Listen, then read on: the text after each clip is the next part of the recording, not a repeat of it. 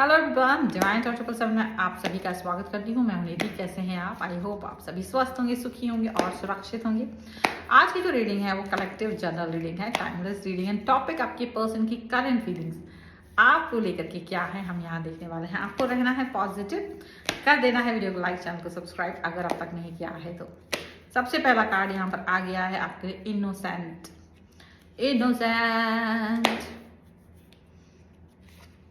The source, the burden,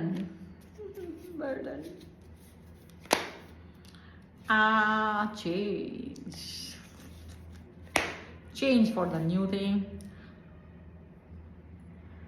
celebration.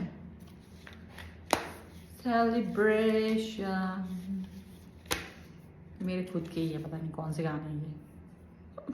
Compromise. Compromise. I hate this. I really hate compromise. Compromise मजा नहीं आता। ये compromise क्यों है? रीबर्थ ठीक है, रीबर्थ है, चला लेंगे। अभी ये हारमोनी भी है यहाँ पर, पता नहीं किसका हारमोनियम बजाने का मन है यहाँ पर। हारमोनियम सक्सेस पता नहीं कब मिलेगी, ये सक्सेस आ ही नहीं रही है, इतना धीरे चल रही है ना। अंडरस्टैंडिंग, कितना अंडरस्टैंड करें, एक लिमिट होती है अंडरस्टैंडिंग की, कॉम्प्रोमाइज की, वेट करने की। कब, कितना साइलेंस। हाँ, अब तो यही है साइलेंस। इसके अलावा मिला ही क्या है? The dream. तो ड्रीम में ही तो है सब कुछ, बाकी तो कहीं लाइफ में तो है नहीं। तो ड्रीम ही देख लेते हैं। चलो, इससे ज्यादा बुरे कार्ड है, मैं इसको यहीं पर समाप्त कर दूँ। और यहाँ पर जो कार्ड हैं वो है आपके लिए द लवर्स। वाह, कितने बड़े अच्छे बड़े लवर्स का कार्ड है। द फूल का कार्ड है आपके लिए, आपका है ये card. Completion all the time, followed by control, morality, moral value of society. I hate society. क्या ही किया है इसने तुम्हारे लिए, सिवाय ताने देने के, सिवाय तुम्हारी लेग पुलिंग करने के, सिवाय फलाने वाली आंटी ने ढिमकानी वाली आंटी से ये बोल दिया है, और दे आर गॉसिपिंग। ओहो, ये हो रहा था, ये हो रहा था, ये हो रहा था, ये हो गया, ये हो गया, बस ये, that's it. So moral values crush under these aunties gossips, you know. ये जो आंटीज की गॉसिप थी ना, ये तुम्हारे मोरल वैल्यूज को कहीं ना कहीं क्रश कर दिया। ये मोरल वैल्यू खत्म हुए हैं ये आंटियों की गॉसिप से, ये शर्मा जी के बेटे की वजह से, ये वर्मा जी की बहू की वजह से, यू नो। तो कंप्लीटनेस का कार्ड है यहाँ पर, कंप्लीशन का कार्ड है। और ये दिख रहा है कि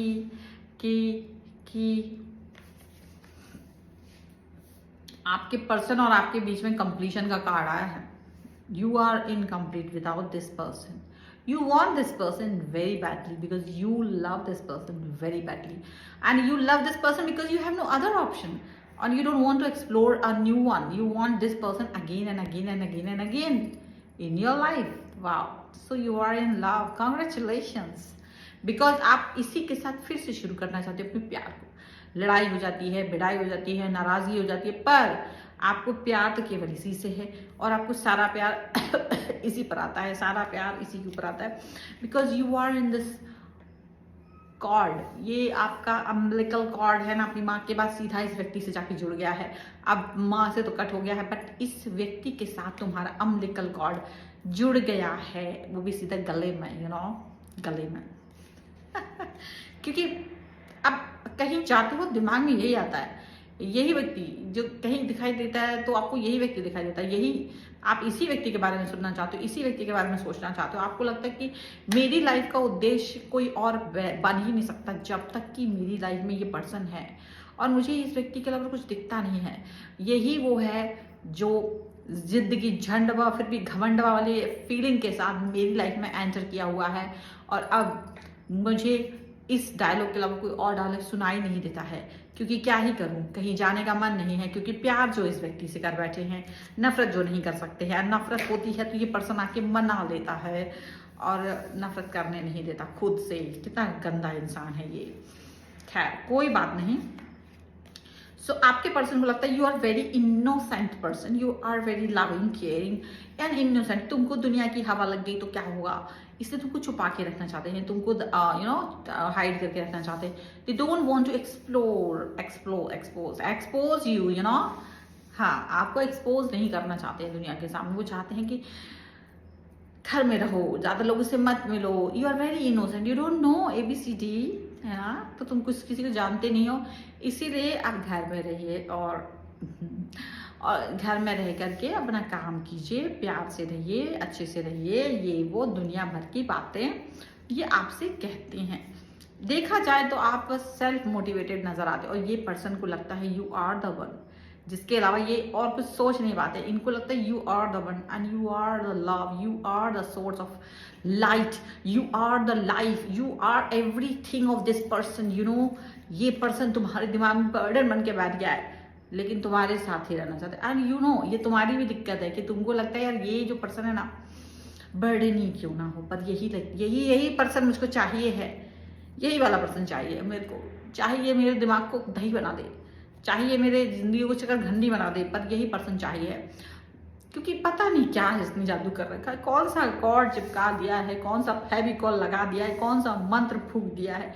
कभी ये पर्सन कहीं चला जाए तो भी मन नहीं लगता, और ये व्यक्ति लाइफ में रहे तो भी मन नहीं लगता, क्योंकि फिर गुस्सा आता है। और आप दोनों के बीच में यही तनातनी चलती रहती है, ना आप उसके बगैर रह पाते हो, ना वो आपके बगैर रह पाता है। You want this person, that want you, और अब यही चलता रहता है आप दोनों के बीच में। बहुत प्यार है आपको इस व्यक्ति से, और इसी व्यक्ति के प्यार के चक्कर में ना आपने दुनिया को घन चक्कर बना रखा है, और ये घन चक्कर का कार्ड आपको चेंज कर रहा है। यानी कि यू आर चेंज है 10 रुपए का, 10 रुपए, हाँ यही वो वाला चेंज, चिल्लर बन गए हो आप। मतलब एक समय तुम्हारे अंदर एटीट्यूड होता था, एटीट्यूड का डॉलर बोलता था, और अब ये व्यक्ति, केवल इस व्यक्ति की वजह से तुम चवन्नी बन गए हो, बिकॉज ऑफ दिस पर्सन। और किसी सबके सामने नहीं, इस व्यक्ति के सामने। एटीट्यूड दुनिया के सामने अभी भी है, लेकिन इस व्यक्ति के सामने आपका एटीट्यूड कहीं पानी भरने चला जाता है। आपको लगता है हम क्या ही करें इसके सामने, एटीट्यूड दिखाने की कोई जरूरत नहीं है। ये आपके सामने ही कहीं थर्ड पार्टी के साथ में रहता है। Third party, I hate third party, but क्या करें, ये थर्ड पार्टी भी इंपॉर्टेंट है आपके लिए, क्योंकि ये थर्ड पार्टी ना हो तो आपकी लाइफ भी थोड़ी सी क्रिस्पी ना हो, थोड़ी सी स्पाइसी ना हो, थोड़ा सा ये ना हो, थोड़ा सा वो ना हो। So you love this third party, क्योंकि आपके पास कोई है तो जिससे कि आप कंपटीशन कर सकते हो। नहीं तो लाइफ में बिना कंपटीशन के मजा क्या। कहीं कोई व्यक्ति था जिसको आपको शो ऑफ करना होता है, किसी व्यक्ति को नीचा दिखाना होता है, किसी व्यक्ति के साथ में 2-4 बातें करनी होती है, तो वो व्यक्ति तो है ना आपकी लाइफ में।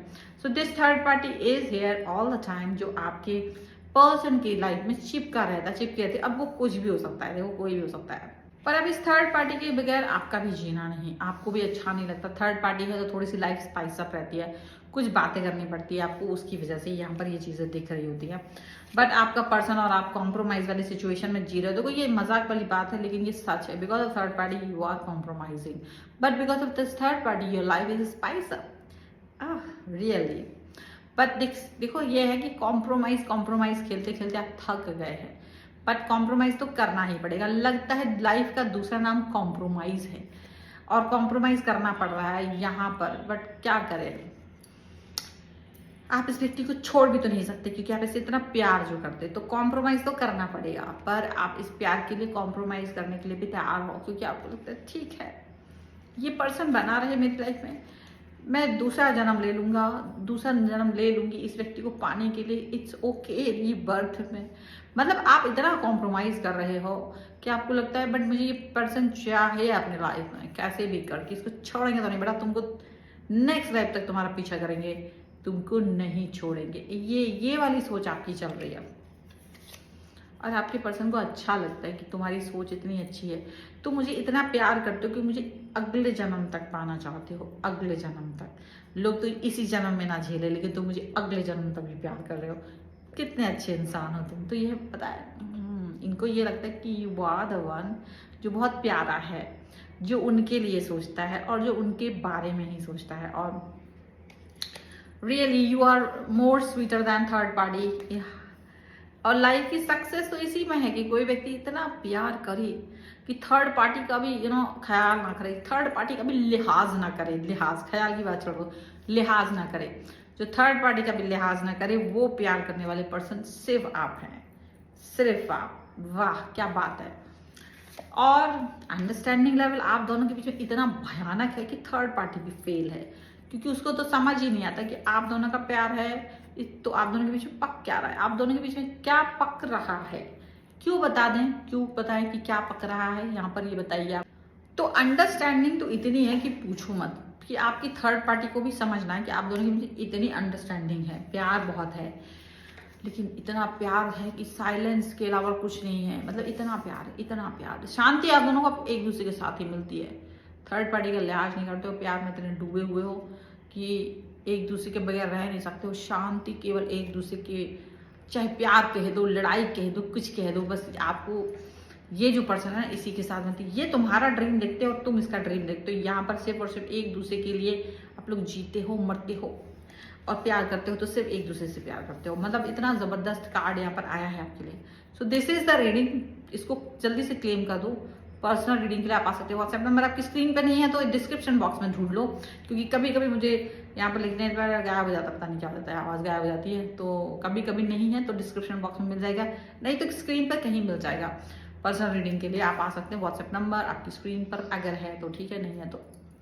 और इसके अलावा आप मुझे व्हाट्सएप पर मतलब आप मुझे फॉलो कर सकते हैं मेरे दूसरे चैनल पर भी। मिलते एक नई रीडिंग के साथ जल्दी, तब तक देखते रहिए divine 777। Thank you for watching, bye.